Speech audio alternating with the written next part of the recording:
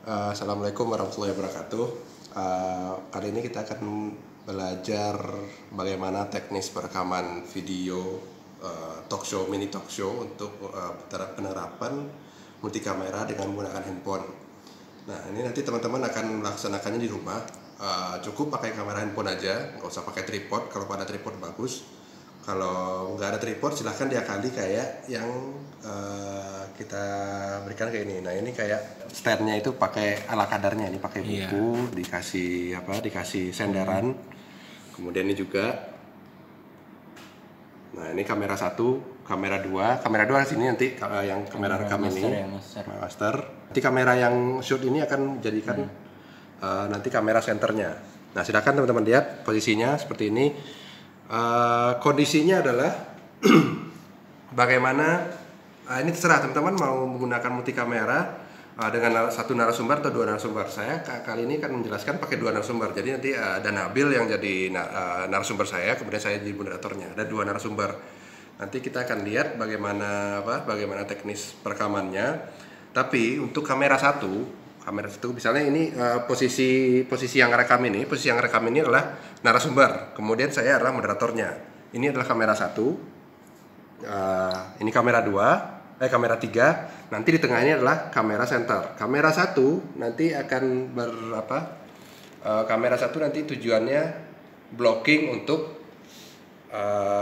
close up saya, close up moderator. Kemudian kamera 2 itu arahnya ke sini, kamera 2 ini kan kamera 2 nanti lebih pada penerapan blocking masternya, yaitu two shotnya. Jadi antara narasumber dan moderator sini terletak di sini di kamera 2. Kemudian kamera 3 itu khusus untuk blocking narasumber. Mungkin bisa di zoom aja, Bill. Nah, ini terlihat, ini adalah close up narasumbernya. Nah, untuk teknis perekamannya, sebelum merekam itu pastikan dulu kondisi di sekitarnya itu aman. Jadi seperti noise diusahakan agak minim ya, walaupun di rumah nanti pasti ada adiknya atau siapa tetangga.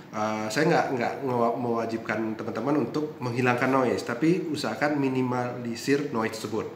Kemudian ketika perekaman kamera ada misalnya 3 nih, tiga kamera ini usahakan kondisinya dalam posisi flight mode, jadi mode terbang. Itu nantinya akan membantu teman-teman ketika takutnya nanti pas syuting ada panggilan telepon atau misalnya ada SMS masuk, itu akan mengganggu konsentrasi dari peserta talentnya. Jadi ketika rekaman itu gunakan flight mode, tiga-tiganya digunakan flight mode. Kemudian untuk standnya mungkin bisa teman-teman lihat bagaimana kondisinya. Ini kita lagi syutingnya di ruang Prodi DKV. Ini berantakan banget kondisinya ketika work from home ini. Nah, ini silahkan teman-teman mau cari meja, di ini kameranya seperti ini. Nah, ini kamera, ini buku sebagai tripodnya atau standnya. Ini ada kalender untuk bahan untuk nyender agar kamera tersebut bisa berdiri. Nah, sama kayak gini juga.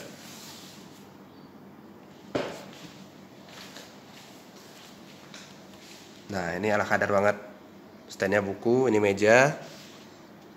Nah, ini posisi nanti kamera 2 nanti posisinya seperti ini. Nah, ini kamera 2. Kamera 2 nanti kelihatan masternya.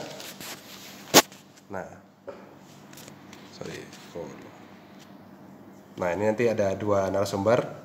Jadi kamera 2 itu men-shot blockingnya adalah kedua narasumber. Nah, ini kamera 3. Ini lagi kamera 3 lagi mati, itu khusus untuk blocking narasumber. Kemudian kamera 2 di sini nanti akan blocking moderator. Oke. Ketika recordnya nanti usahakan recordnya itu berbarengan. Jadi teman-teman setelah standby, narasumber standby, kemudian moderator standby, narasumber standby, itu udah posisi masing-masing. Kemudian gunakan record dulu 3 kamera ini, kemudian di record juga di sini. Udah on tiga-tiganya baru memulai acara. Nanti biar kita ngeditnya gampang, mensinkronkan antara audio dan videonya, dan ketiga video tersebut itu on. Jadi lebih apa ya, lebih enak nyusunnya nanti, paling seperti itu. Jadi hidupkan dulu kameranya tiga, maksudnya hidupkan, record dulu tiga-tiganya, baru mulai wawancara atau talk show-nya. Jadi seperti itu. Ketika teman-teman record itu kan mesti ada gambar record seperti ini, record cap, jadi ada gambar kosong gitu ya. Nanti nggak masalah, nanti kita lakukan editingnya di Adobe Premiere atau software lain. Nah, untuk audionya sebenarnya ini jelaskan nanti pas pertemuan kedua atau teknis editingnya. Tapi audio yang kita gunakan bukan tiga audio ini, hanya satu audio. Mungkin kamera master sini yang kita kalau gunakan yang paling bagus lah. Yang paling bagus lah. Jadi di antara 3 kamera ini yang paling bagus audionya mana, silakan itu digunakan. Tapi itu nanti belakangan akan kita laksanakan. Tapi pastikan tiga-tiganya ini kameranya on, kemudian audionya juga bersih. Maksudnya bukan bersih ya, audionya on. Takutnya ada di mute audionya ya. Tapi tiga-tiganya kamera on, audio on, kemudian rasionya disamakan. Nah, usahakan disamakan rasionya. Kita nanti akan menggunakan rasionya seragam semuanya 16:9. Jadi tiga kamera ini, kamera kamera 1, kamera 2, kamera 3 itu tiga-tiganya menggunakan rasio 16:9. Nah, itu teman-teman silahkan disesuaikan. Mungkin ketiga kamera ini kan kualitasnya beda-beda ya. Nah, itu sebenarnya nggak masalah. Yang penting rasionya sama. Usahakan resolusinya gunakan yang paling terbaik. Gunakan kamera depan biar teman-teman enak ketika syutingnya berlangsung. Itu ketika syuting mandiri. Nah, lain halnya ketika teman-teman melaksanakan syutingnya pakai teman-teman yang syuting, kemudian ada timnya beberapa orang, ada kru sendiri. Nah, ini silahkan menggunakan kamera belakang. Tapi paling aman sih kita lebih menggunakan kamera depan karena kan kita jadi tahu ya, jadi pengisi, jadi produksinya juga ya, gitu. Jadi yang pengisi acara juga tahu bagaimana kondisi blockingnya, kemudian apakah dia udah pas apa belum posisinya. Nah, itu juga perlu teman-teman perhatikan. Kemudian yang pertama soal recording menggunakan 16:9 seragam tiga-tiganya, kemudian kualitas kameranya disamakan, kemudian usahakan sebaiknya kamera tersebut, handphone tersebut dalam kondisi flight mode. Terus itu komposisi. Nah, komposisi atau komposisi gambar itu yang kamera di tengah itu adalah mendapatkan dua narasumbernya. Misalnya kalau dua narasumber, jadi kondisi pengisi acaranya dapat semua di kamera tengah. Sedangkan yang kamera 1 di sini nanti akan fokus kepada close up-nya, close up dari narasumber.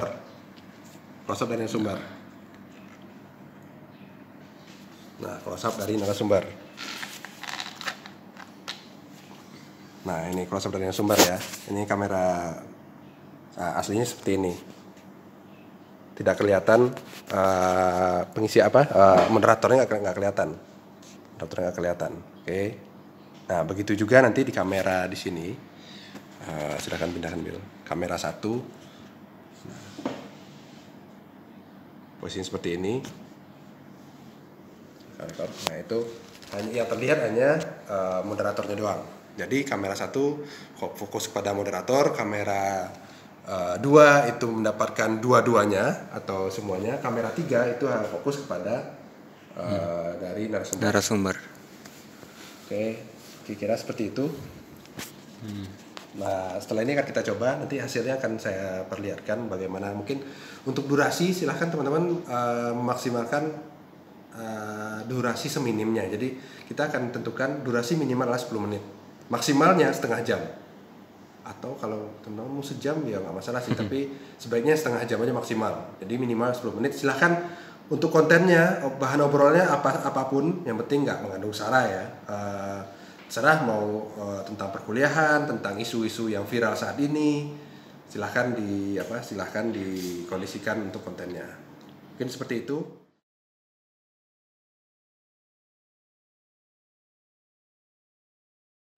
Ini kameranya T3-nya udah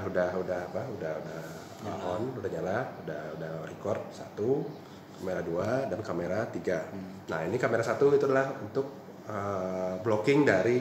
Nah, saya sebenarnya di sini posisinya sebagai moderator. Nah, oke. Kamera 2 itu nanti adalah two shot atau keseluruhan dari pengisi acara. Ada moderatornya, ada narasumbernya. Dan kamera 3 di sini, fokus pada narasumber. Oke, kita akan mulai saja.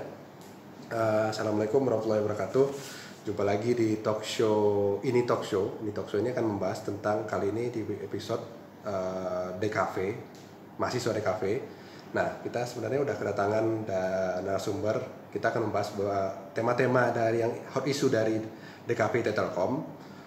Untuk saat ini kita akan membahas tentang bagaimana implementasi atau pengalaman kerja profesi atau KP, atau lebih kita familiar dengan PKL.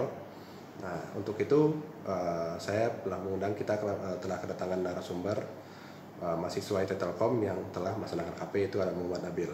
Ya, halo. Muhammad Nabil. Halo. Okay. Nah, ini selama sekitar 5 menit ke depan kita akan membahas tentang bagaimana pengalaman atau sharing-sharing dari Nabil tentang ketika dia melaksanakan KP. Oke. Yang pertama, Nabil, kamu udah melaksanakan KP selama kurang lebih 2 bulanan ya. Itu mulai dari Februari, sekarang Februari, Maret, April, Mei. Udah bulan keempat sekarang ya. Saya kontraknya itu awal sampai April doang. Awal sampai April doang. Tapi diperpanjang. Diperpanjang sampai masa cutinya habis. Oke. Yang pertama itu pertanyaan saya adalah, kamu KP di mana sih, dan KP di mana, kemudian bidang kerjaannya itu apa, dan kamu ngapain aja? Oh, ya. Jadi tempat saya KP itu atau magang ya, di Kelas Pagi Jakarta. Nah, di Itu nama perusahaannya, Kelas Pagi Jakarta? Iya, Kelas Pagi Jakarta. Dia itu saya bukan bentuk perusahaan, dia kayak lebih ke komunitas. Lebih ke komunitas. Yang mana komunitasnya itu dia mengedukasi fotografi. Lebih bidang bagaimana edukasi fotografi. Mengedukasi fotografi. Oke. Jadi dia mengedukasinya itu melalui banyak media, bisa dari workshop, face to face langsung. Dia juga ada kelas reguler untuk fotografi kayak 6 bulanan gitu. Terus okay, ya. Dari YouTube juga tutorial. Nah, itu customer-nya siapa? Maksudnya itu siapa ya? Konsumernya siapa itu? Jadi konsumernya ya ini bagian fotografi. Mungkin kalau Bapak arah nanyanya mungkin sumber duitnya gitu ya. Iya, bisa. Pertama, terus siapa sih yang segmennya siapa? Itu maksudnya yang nonton, yang butuh konten-konten itu siapa gitu loh. Dia tuh lebih ke remaja kayak saya sih kayaknya. Yang masih menjalani jenjang edukasi gitu, yang masih menjalani hobi. Terus kalau mereka tuh kayak butuh dana kan kalau buat bikin konten itu segala macam, bikin workshop segala kan butuh dana juga. Jadi dia tuh mereka ada workshop berbayar, satu ada juga workshop gratis. Terus mereka ada juga jual merchandise gitu. Jadi buat dari hasil dananya itu dikelola buat workshop. Segala macam. Itu namanya tadi Kelas Pagi ya. Kelas Pagi itu udah berapa lama? Berapa tahun berdiri? Kalau nggak salah 2006. 2006 sekarang sudah 2020, udah sekitar 16 tahun ya. Iya. 16 tahun dan mereka tetap eksis. Iya. Nah, selama kamu di sana kamu ngapain aja? Nah, kebetulan saya di sana ditempatkan sebagai bagian konten kreatornya. Di sana lebih dikenal media. Bagian media, tapi yang dikerja sama kayak bikin konten. Jadi yang dominannya di sini tuh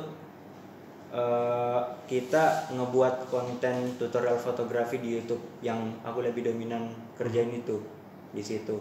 Oh, sama bikin tutorial fotografi. Itu fotografi saya editingnya atau teknis pengambilan gambar seperti itu ya? Ya segala macam. Oh. Nah, itu yang bikin konten, maksudnya itu kan secara teknis kamu yang mengerjakan. Tapi yang kontennya bikin itu konten juga. bikin konten juga kamu. Iya, Nah, jadi- sumbernya saya referensi dari mana? Nah, Apakah itu- mereka punya apa? Apakah mereka punya standar? Maksudnya gini ya, kalau kita bikin konten aja ya, siapapun bisa gitu Iya. ya. Siapapun bisa dengan modal pengalaman atau modal buku kita bisa bikin konten tentang fotografi, siapapun bisa. Nah, apakah kelas pagi ini punya standar khusus atau mereka punya quality control tentang konten yang akan dibuat sebelum dibuat itu apakah mereka punya quality controlnya? Kalau misal quality controlnya sih nggak terlalu ketat gitu. Oh, iya. Yang penting pesan dan informasi yang dikasih itu kesampai aja. Kesampai. Oke, ini hati-hati teman-teman ya. Kameranya bocor. Oh iya. Oke, sip. Kita lanjut aja lagi. Terus berarti penentuan kontennya nggak terlalu ini ya, nggak terlalu ketat. Tapi misalnya nih dalam seminggu itu ada berapa konten yang kamu bikin? Kalau misal target mereka itu 1 minggu 1 konten. 1 minggu Jadi, 1 konten. Yang produksi misalnya ini adalah tutorial bagaimana contoh ya, bagaimana teknik fotografi pengambilan gambar siluet misalnya gitu ya.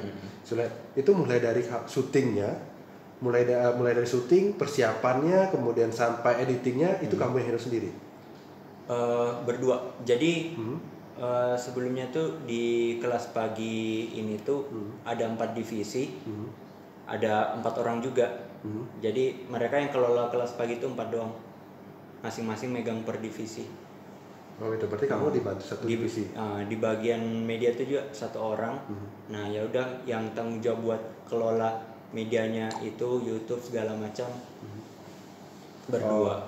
Oke, artinya nggak dibebankan semuanya ke kamu ya, ibaratnya nggak dibebankan. Ini mereka nggak mau, intinya mereka nggak mau tahu, bukan nggak mau tahu gitu ya, tetap di monitoring, kemudian ada didampingi juga.